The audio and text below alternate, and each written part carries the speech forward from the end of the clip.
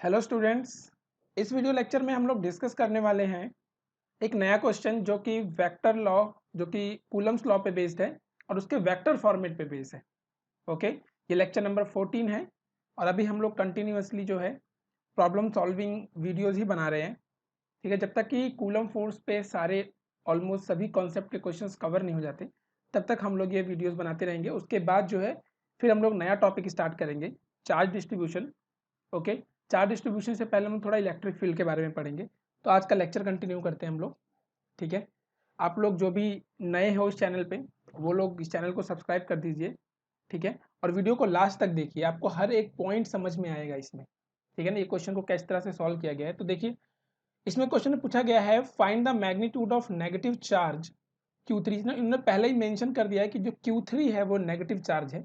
ठीक है ना, and the position vector R3 मतलब ये वाली position vector of the point at which it is to be placed for the force acting on each of the three charges to be equal to 0।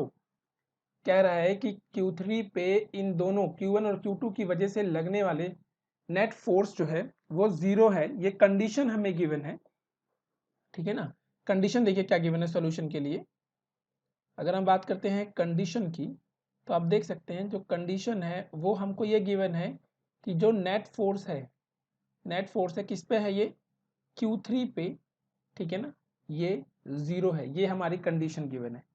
Clear, find क्या करना है हमें। ठीक है ना, टास्क क्या है हमारा, हमें Q3 एंड R3 वेक्टर, ये हमें R3 वेक्टर पोजीशन वेक्टर जो है यानी थर्ड चार्ज कहाँ पे प्लेस्ड है, पोजीशन का मतलब ओरिजिन से वो कितनी दूरी पे है, ये दोनों हमारे टास्क हैं। ठीक है ना, ये हमें सॉल्व करना है। तो चलिए लेक्चर को कंटिन्यू करते हैं हम लोग। ओके, देखिए सॉल्यूशन में हमें सिंपल फार्मूला यूज करना है। हम लोग जानते थे, मान लिया मेरे पास, सैंपल के लिए मैं आपको बताता हूँ, मान लिया मेरे पास यहाँ पे एक चार्ज है और एक चार्ज यहाँ पे है और इन दोनों के बीच में समझो ये चार्ज नंबर 1 है Q1 है और ये चार्ज नंबर 2 है Q2 है। तो इन दोनों के बीच का डिस्टेंस हो जाएगा R12। ओके, ये इस पे इधर फोर्स लगाएगा, समझो ये F21 है और ये इधर फोर्स लगाएगा, ये F12 है, F force on first charge into second charge, इस तरह से हम इसको प्रोनाउंस करते हैं। तो अगर मैं वेक्टर फॉर्म की बात करता हूँ, मैंने F12 निकालना है, अगर मैं वेक्टर फॉर्म की बात करता हूँ तो पहले इसका मैग्नीट्यूड लिखूंगा which is KQ1 Q2 divided by R cube. मैंने क्या बताया था वेक्टर फॉर्म में कैसे लिखते हैं हम लोग इसको, आर क्यूब, आर क्या है मैग्नीट्यूड यानी R12 इसका क्यूब, और यहाँ हम लोग लिख देते हैं R12 वेक्टर। ठीक है ना, जहाँ पे हम लोग इस R12 वेक्टर को लिख सकते हैं, कितना लिख सकते हैं, R2 माइनस R1। ठीक है ना, इस तरह से F12 निकालने हैं हम लोग, यानी ये इस डायरेक्शन में फोर्स लग रहा है, इसका मतलब ये फाइनल है और ये इनिशियल है। डायरेक्शन एरो के साइड फाइनल होती है, तो यहाँ पे ये R2 माइनस R1 ना होके R1 माइनस R2 बन जाएगा। ठीक है ना, यही सेम लॉजिक हम लोग यहाँ यूज करने वाले हैं। ओके, तो हम लोग इसे रब कर देते हैं और हम ये सेम लॉजिक अपने क्वेश्चन में अप्लाई करते हैं। ओके, चलिए शुरू करते हैं हम लोग। फॉर्मूला मैं यहाँ पे साइड में आपके लिए लिख देता हूँ, यहाँ पे लिख देता हूँ, electrostatic force in the vector format is equal to K Q1 Q2 divide by R cube into R vector. ये एक जनरल फॉर्मेट होता है किसी भी वेक्टर फॉर्म में रिप्रेजेंट करने का कूलम्स लॉ को। ठीक है ना, तो यही फॉर्मूला हम लोग यहाँ अपने इस प्रॉब्लम में यूज़ करने वाले हैं। ठीक है, ये आप लोग ध्यान रखना, ये मैंने पहले या शायद ये मैंने दूसरे या तीसरे लेक्चर में आपको बताया था। ठीक है ना, ये फॉर्मूला हम लोग यूज़ करेंगे। फाइन, चलिए सॉल्व करते हैं हम लोग। सबसे पहले हम ये देखेंगे कि सारे चार्जेस, देखिए ये Q1 और Q3 में Q3 नेगेटिव है। अगर Q3 चार्ज हमारा नेगेटिव है तो डेफिनेटली क्या होगा, Q1 Q3 को अपनी तरफ अट्रैक्ट करेगा, यानी Q1 Q3 को अपनी तरफ अट्रैक्ट करेगा, मतलब ये वाली सिचुएशन आएगी, ये वाली सिचुएशन आएगी। ठीक है ना, और Q2 क्या करेगा, Q2 भी Q2 क्या करेगा, Q2 भी Q3 को अपनी तरफ अट्रैक्ट करेगा क्योंकि Q2 पॉजिटिव है और ये इसको अपनी तरफ इस तरह से अट्रैक्ट करेगा। ठीक है ना, ये इधर अट्रैक्ट करेगा। तो नेट फोर्स क्या होगा, देखिए नेट फोर्स जो भी होगा वो हमें यहाँ पे लिखना है और उसका समेशन इज इक्वल टू 0 लिखना है। चलिए, तो ये वाली सिचुएशन जो आपको गिवन है, ये वाली सिचुएशन मैं इसको कंटिन्यू कर रहा हूँ, इस वाली सिचुएशन को, ठीक है। तो देखिए क्या आएगा यहाँ पे, सबसे पहले 1 की वजह से लिखता हूँ, तो ये आ जाएगा k, यानी जो कूलम कांस्टेंट होता है k Q1 Q3, ठीक है ना, k Q1 Q3, क्योंकि थर्ड चार्ज 1 और 3 इन्वॉल्व है दोनों में, k Q1 Q3, इसको थोड़ा सा सही ढंग से लिखते हैं,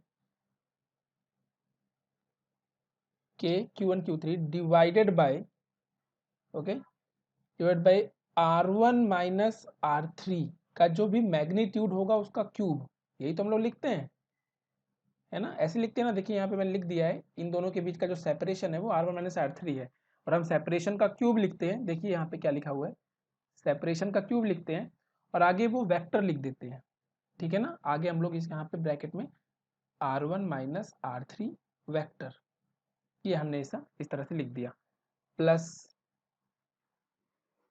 प्लस आगे क्या करेंगे हम लोग, आगे हम Q2 और Q3 को इन्वॉल्व करेंगे, तो ये हो जाएगा अपने पास k Q2 Q3 divided by R2 minus R3, ठीक है ना, R2 माइनस R3 इसका मैग्नीट्यूड का क्यूब, और ब्रैकेट में लिख देंगे R2 माइनस R3 वेक्टर, और ये जो नेट आया है ये net must be equal to 0, Q3 पे दोनों चार्जेस की वजह से जो फोर्स लगा दिया है मैंने, वो फोर्स का vector addition is equal to 0। अब हमें बस इसको सॉल्व कर लेना है और हमारा आंसर आ जाएगा, ठीक है ना। देखिए इसे सॉल्व कर लेते हैं हम लोग, सॉल्व करेंगे तो हमको क्या मिलेगा, कुछ चीज़ें कैंसिल होने वाली हैं इसमें से, कैंसिल करने के लिए पहले हम इसको सेपरेट करके लिख लेते हैं। देखिए सेपरेट करके लिखेंगे तो हम यहाँ लिखेंगे, k Q1 Q3 divided by R1 minus R3 cube into R1 minus R3 vectors is equal to negative of k Q2 Q3, क्योंकि अब ये मैं राइट साइड लेके जा रहा हूँ तो ये नेगेटिव हो जाएगा, divided by R2 minus R3 का जो भी मैग्नीट्यूड है उसका क्यूब, और वेक्टर में लिख देंगे यहाँ पे R2 माइनस R3। आप देख सकते हैं यहाँ पे क्या हो गया है, यहाँ पे ये मैंने ये प्लस को 0 के राइट साइड ले गया हूँ, और अब ये हमें थोड़ी स्पेस की ज़रूरत पड़ेगी, थोड़ा हम इसको नीचे कर लेते हैं।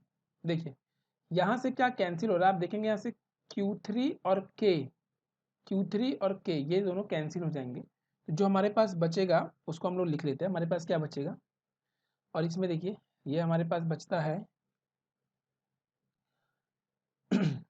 Q1, देखिए यहाँ पे Q1 divided bye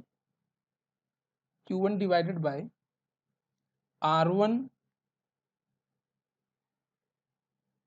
minus R3 cube,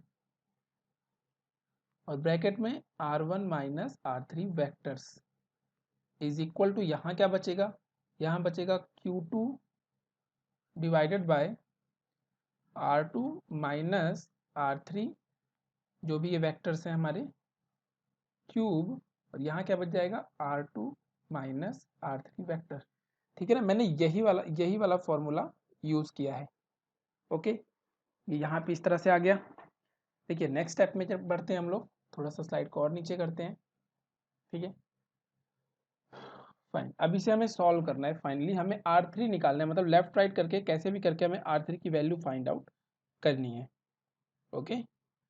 तो as the charge are collinear, हम जानते हैं कि चार्जेस जो है वो एक ही लाइन में है, ये कोलिनियर चार्जेस हैं, ठीक है ना।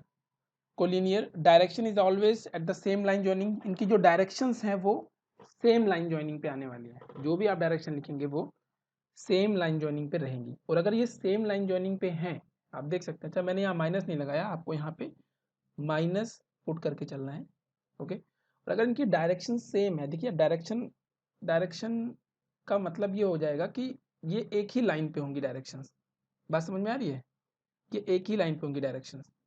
तो आप यहाँ पे देख सकते हैं कैसे सॉल्व होगा ये, इसको नेक्स्ट स्टेप में लिखेंगे हम लोग Q1 divided by R1 minus R3 magnitude, directions तो सेम है, ठीक है ना, is equal to, sorry cube नहीं, स्क्वायर स्क्वायर क्यों? क्योंकि इसको मैं रिजॉल्व करता हूँ तो मैं कैसे लिखता हूँ, देखियो वेक्टर फॉर्म ऐसे लिखा जाता है के Q1 Q2 divide by are square, ऐसे लिखा जाता है क्लियर ना। उसके बाद इसकी डायरेक्शन लिखी जाती है। सोचो अगर ये डायरेक्शन वाला पार्ट दोनों में सेम हो तो ये दोनों साइड से कैंसिल हो जाएगा, सही बात है ना। मतलब अगर मैं ऐसा लिख दूँ, ये वाला पार्ट जो यहाँ आने वाला है वो राइट साइड की यहाँ से कैंसिल हो जाएगा, इसलिए हमें उसको अलग से लिखने की ज़रूरत नहीं है, ठीक है ना। तो हम सीधे सीधे इस फॉर्मेट में इसको लिख देते हैं, इज इक्वल टू, एक मिनट, is equal to minus of Q2 divided by R2 minus R3 square. ये R2 माइनस R3 स्क्वायर क्या है?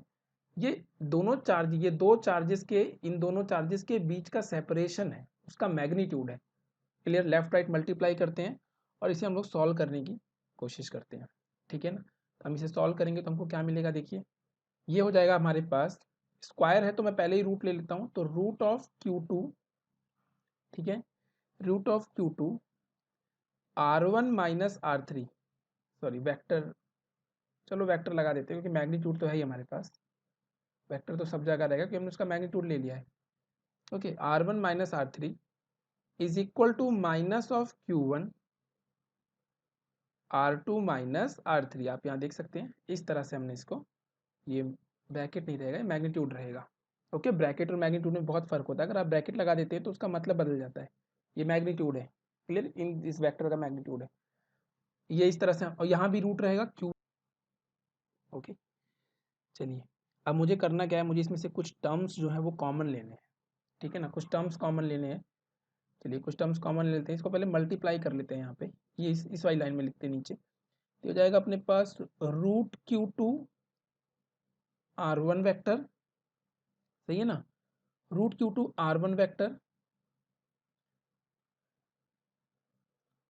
माइनस रूट Q2 R3, इधर कितना आ जाएगा, इधर आ जाएगा minus root Q1 R2 plus root Q1 R3। तो आप यहाँ से देख सकते हैं R3 दोनों साइड है, तो आप R3 वाला टर्म जो है वो कॉमन ले लीजिए, ठीक है ना, R3 वाला टर्म जो है वो कॉमन ले लीजिए। तो यहाँ कितना आ जाएगा, देखिए ये वाला टर्म लेफ्ट साइड जाएगा, ठीक है ना, तो ये कितना हो जाएगा, ये हो जाएगा अपने पास root Q2 R1 plus root Q1 R2, और ये वाला जो टर्म है, ये वाला टर्म राइट साइड चला जाएगा, तो ये टर्म राइट साइड जाके क्या बनेगा, देखिए R3 तो मैं कॉमन ले लूँगा, तो ये बन जाएगा अपने पास root Q1 plus root Q2, ठीक है, इंटू R3। आपको सॉल्व क्या करना था, आप देखेंगे आपको R3 ही सॉल्व करना था, ठीक है ना, तो आप यहाँ से R3 लिख सकते हैं। तो R3 वेक्टर जो है हमारा वो आ चुका है, कितना आया है वो आया है root Q2 R1 vector plus root Q1 R2 vector divided by root Q1 plus root Q2, ये हमारा आंसर आ चुका है, ठीक है। इसको हम बॉक्स में बंद कर लेते हैं क्योंकि ये हमारा फाइनल आंसर है। ओके, ये हमारा फाइनल आंसर है। इस तरह से हम जो है कोई भी क्वेश्चन वेक्टर फॉर्म का सॉल्व कर सकते हैं, बस हमें वेक्टर फॉर्म सही ढंग से लगानी आनी चाहिए, ठीक है ना, वेक्टर फॉर्म लगाते वक्त हमसे कोई गलती नहीं होनी चाहिए। ये हमारा फाइनल आंसर है, दिस इज आवर आंसर। और भी कुछ पूछा गया है, देखिए क्वेश्चन में ही, ये तो R3 हो गया, आपसे Q3 पूछा गया है, ठीक है ना, Q3 आपसे जो है वो पूछा गया है। अगर आपसे Q3 पूछा गया है तो आप कैसे सॉल्व करेंगे, Q3 क्या आ जाएगा, आपको बस सब कुछ एक साइड रख के Q3 को सॉल्व कर लेना है, चार्ज की वैल्यू को सॉल्व कर लेना है, ठीक है ना। तो अगर आप चेक करेंगे यहाँ पे देखिए, थोड़ा नीचे आते हैं हम लोग, अगर आप ये लिख चुके हैं तो मैं ये वाला पॉइंट रब कर देता हूँ, ठीक है ना, ताकि डायग्राम हमारे सामने रहे। तो मैं ये वाला पॉइंट अभी रब कर देता हूँ यहाँ से, ठीक है, आंसर है, ठीक है ना। इसको आंसर को ध्यान में रखते हुए मैं आगे कैलकुलेशन करनी है। चलिए कैलकुलेशन करते, अब हमारा जो टास्क है वो है Q3 सॉल्व करने का, नंबर है Q3 को सॉल्व करने का। As we know that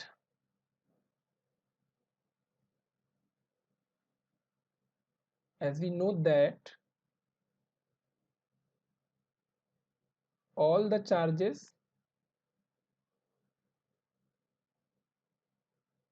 are in equilibrium, क्योंकि सभी चार्जेस जो है वो किस में है, इक्विलिब्रियम में है। और अगर ये इक्विलिब्रियम में है तो इसका मतलब ये हो जाएगा कि 1-2 आपस में जो फोर्स लगाते हैं, ठीक है ना, वो 1-3 के फोर्स के इक्वल होगा, या आप 2-3 के फोर्स के इक्वल भी लिख सकते हैं क्योंकि सब इक्विलिब्रियम में है। तो 1-2 कितना हो जाएगा, इट इज के Q1 Q2, ठीक है ना, divided by R12 square is equal to, ये कितना, के Q1 Q3 divided bye R13 square. ये इस तरह से हमने इसको लिख दिया, 1-2 और 1-3 को हमने सॉल्व कर दिया, ठीक है ना। 1-2 मतलब ये एंड टू एंड चार्जेस, और ये 1-3 मतलब ये ऊपर के चार्जेस। क्लियर है ना। तो ठीक है, इसमें से अब कुछ कॉमन हो रहा है, के क्यू वन कॉमन हो रहा है, तो आप देख सकते हैं कि यहाँ से मैं Q3 सॉल्व कर सकता हूँ, यहाँ से Q3 सॉल्व करना पॉसिबल है। तो Q3 कितना आ जाएगा, देखिए Q3 आ जाएगा हमारे पास, आ जाएगा Q2, ओके, Q2 और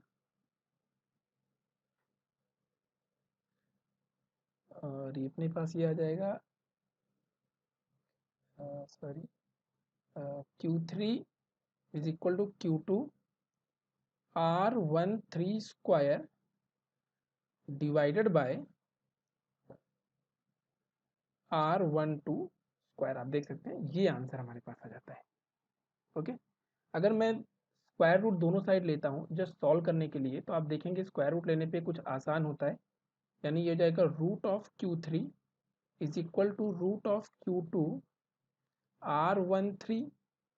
अच्छा, R13 को भी हम डायरेक्टली सॉल्व कर लेते हैं, पहले इसको लिख लेते हैं। R13 को मैं क्या लिख सकता हूँ, लिख सकता हूँ R1 माइनस R3, ऐसा लिख सकता हूँ का मैग्नीट्यूड, ओके, और divided by R1 minus R2, मैं इस तरह से इसको लिख सकता हूँ, ठीक है ना। अब यहाँ से आप R3 ऑलरेडी सॉल्व कर चुके हैं, तो आप चाहें तो R3 की वैल्यू आप यहाँ पे पुट कर सकते हैं, ठीक है ना। R3 की वैल्यू आप यहाँ पे पुट कर सकते हैं। जैसे ही R3 की वैल्यू पुट करेंगे, आपको कुछ चीज़ें जो है वो ऑलरेडी नज़र आने लगेंगी।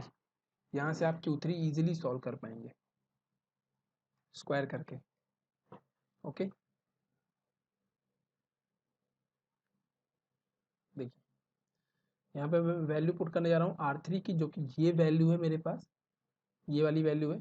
तो सॉल्व कर लेते हैं। देखिए ये हो जाएगा अपने पास √Q3 R1 minus R2 is equal to √Q2 as it is R1 minus R3 क्या है हमारे पास, वो है √Q2 R1, ठीक है, √Q2 R1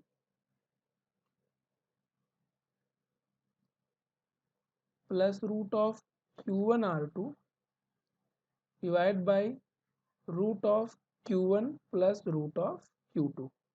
ये है। अगर हम इसे और भी ज़्यादा सॉल्व करें तो हम इसे लिख सकते हैं, ये तो √Q2 एज इट इज लिख देते हैं, इसे सॉल्व कर लेते हैं ज़रा।